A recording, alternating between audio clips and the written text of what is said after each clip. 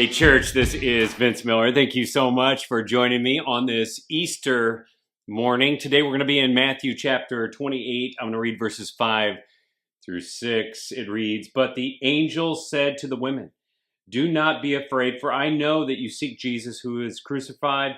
He is not here, for he has risen as he said. Come and see the place where he lay.'" So try to imagine today that you are standing before the tomb. And the weight of grief is heavy upon you in this moment. Then out of nowhere, you hear a confident voice say, "He's not here, he is risen." I mean, would your mind even compute this reality? You know what you saw over the last few days, don't you? You saw him flogged and ridiculed and sentenced and beaten and crucified. You watched him suffer hours before a heckling crowd on a cross. You were there when they took down his dead body. They wrapped him and placed him in a garden tomb. Would it possibly compute in your mind that Jesus was risen indeed? So the resurrection of Jesus stretches the limits of our imagination and understanding, doesn't it? It challenges the very boundaries of our faith. I mean, how could a man who was undeniably dead come back to life? It defies all logic and reason and everything we know to be true about the natural order of things. Yet that is exactly what happened on Easter morning. On this morning, 2,000 years ago, Jesus, who was undeniably dead, rose to life. By his own power, he triumphed over one reality that is the end for all humanity, undeniable death.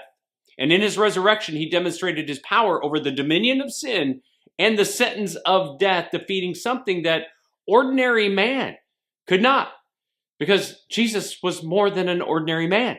He was God in the flesh. Now, I know this truth might stretch your mind.